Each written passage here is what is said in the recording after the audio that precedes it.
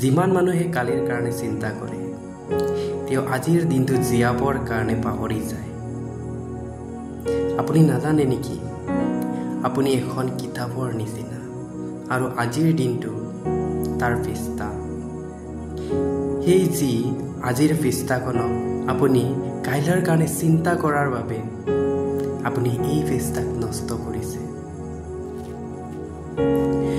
আমি ঈশ্বৰৰ বাক্যৰ পৰা চালে ইয়াত লিখা আছে, তোমালোকে কি খাম বুলি প্ৰাণৰ নিমিত্তে আৰু কি পিন্ধিম বুলি শৰীৰৰ নিমিত্তে চিন্তা নকৰিবা। কাউৰীবোৰলৈ গমি চোৱা, ইহঁতে নবৈ নাদায়, ইহঁতৰ ভঁৰাল বা মেৰ নাই, তথাপি ঈশ্বৰে ইহঁতক আহাৰ দিয়ে।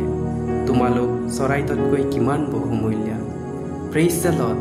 মই ইয়াত আপোনালোকক সেই কথাকে ক'বৰ কাৰণে বিচাৰোঁ, যদি আমি কাইলৈৰ দিনটোৰ বিষয়ে আগতেই গম পাই যাওঁ আমাৰ কি ইণ্টাৰেষ্ট থাকিব।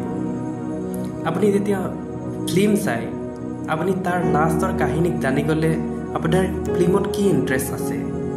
ইয়া RCB IPL জিকাৰ আগতে যদি আমি গম পাই গ'লোহেঁতেন RCB জিকিব বুলি, তেতিয়া আমাৰ কি তাত ইণ্টাৰেষ্ট থাকিলেহেঁতেন। আপুনি কাইলৈৰ দিনটো এটা ইণ্টাৰেষ্টিং দিন বনাওক। কাইলৈৰ দিনটো আপোনাৰ কাৰণে এটা ইণ্টাৰেষ্টিং দিন হ'ব লাগে। Praise the lord. হালেলুয়া।